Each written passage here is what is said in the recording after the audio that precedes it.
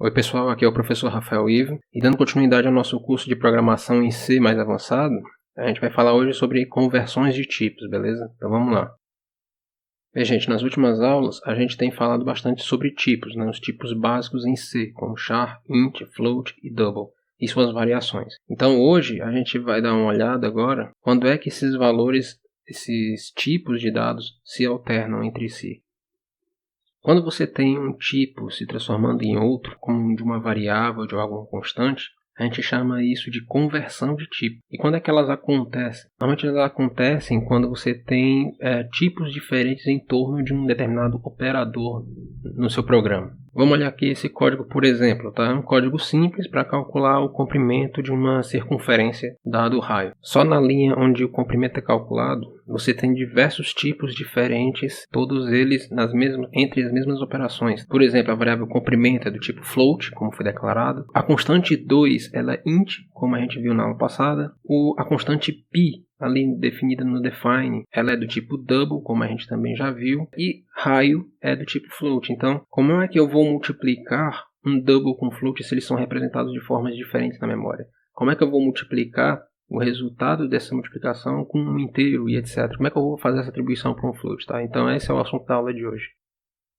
O que normalmente os compiladores em C fazem são conversões chamadas implícitas. Como assim? Você converte normalmente tipos menos expressivos para tipos mais expressivos. O que isso quer dizer? Suponha aquela expressão que a gente viu no programa anterior, 2 vezes pi vezes raio. A constante 2 é int, a constante pi é double e a variável raio é float. Não existe uma operação que multiplique inteiro com double, tá? Porque eles são representados em binário de forma diferente dentro da memória. Por esse motivo, aquela constante 2, que é do tipo int, ela é convertida implicitamente, sem que você saiba, em um tipo double. Agora, com os dois tipos iguais, a multiplicação pode ser realizada resultando em um outro double. Note que nesse caso, a primeira multiplicação a ser realizada vai ser da esquerda, porque a associatividade da multiplicação é à esquerda. Agora a gente tem uma multiplicação entre um double e um float. O que nós vamos ter que fazer? Float é o tipo menos expressivo em comparação com um double. Então o float é convertido para double. E por fim o resultado acaba sendo double dessa expressão. Então, a grosso modo, qual é a ordem desses tipos menos expressivos para os mais expressivos? Você começa com o char, né, o tipo caractere, e o short, que é o tipo inteiro mais curto, ou seja, com menos bits. Esses tipos são então convertidos para o tipo inteiro.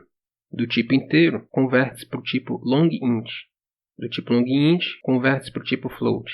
Em seguida, double e por fim, log double. Essa ordem não quer dizer que o int vai passar por várias conversões até chegar em log double, tá? Apenas indica que essa é a ordem de tipos menos expressivos aos mais expressivos de conversões implícitas que a linguagem C faz. Então, por exemplo, se você tiver uma multiplicação ou uma soma entre um inteiro e um double, o inteiro é convertido para double. Entre um long int e um long double, o long int é convertido para um long double. Entre um char e um int, o char é convertido para int. E assim vai.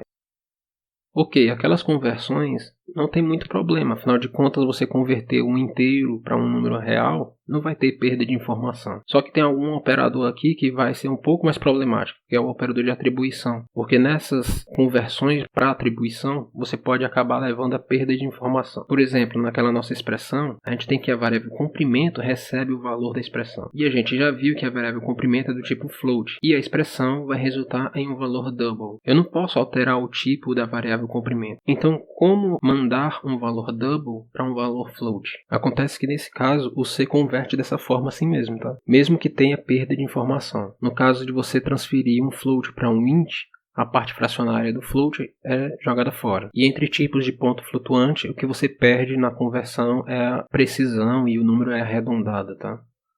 Ok, para mostrar a perda de informação entre int, float e double, eu trouxe esse código aqui, bem simples. 3 variáveis, A é inteira, B é float e C é double. A variável double recebe um valor 8.7. Eu atribuo esse valor para a variável B, que é do tipo float, e depois eu passo de B para A, que é do tipo int.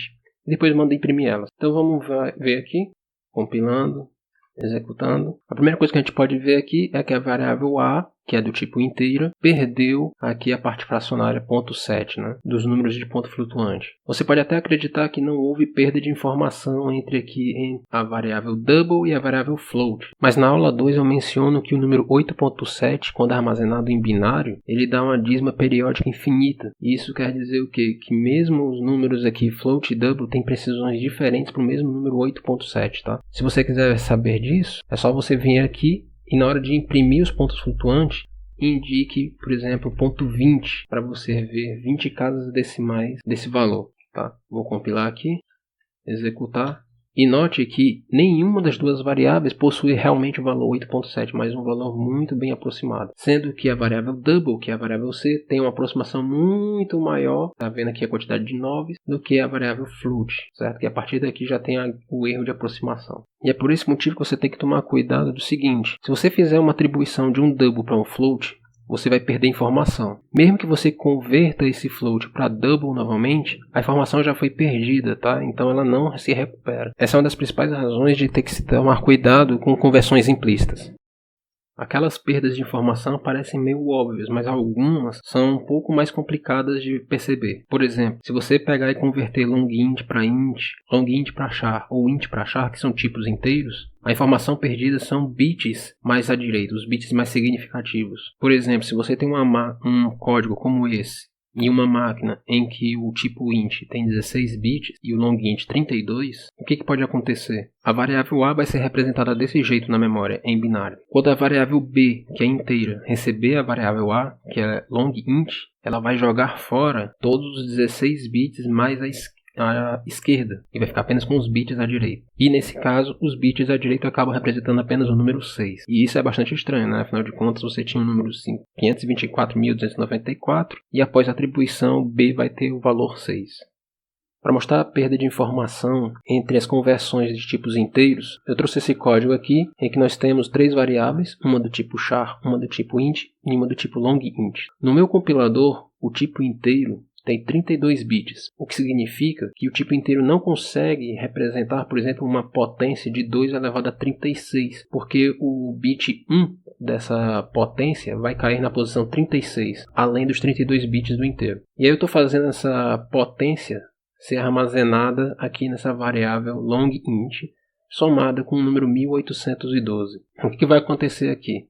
Ele vai armazenar o valor inteiro porque tem espaço para isso. Mas eu vou pegar esse valor e atribuir a variável inteira B. O que deve acontecer é que essa potência aqui vai ser perdida, porque esse bit aqui vai estar além dos 32 bits do inteiro. Ele vai ficar apenas com esse restante aqui. E depois eu vou pegar o número B, que é a variável B, e atribuir a variável constante, a variável char A. E isso vai fazer perda de informação, porque o número 1812 em binário é esse daqui, e ele vai ficar apenas com os últimos 8 bits, porque o char é um número inteiro, né? Como a gente já viu na aula passada, que só possui 8 bits de tamanho. Então se eu compilar aqui, então está aqui o número C, é esse aqui todo.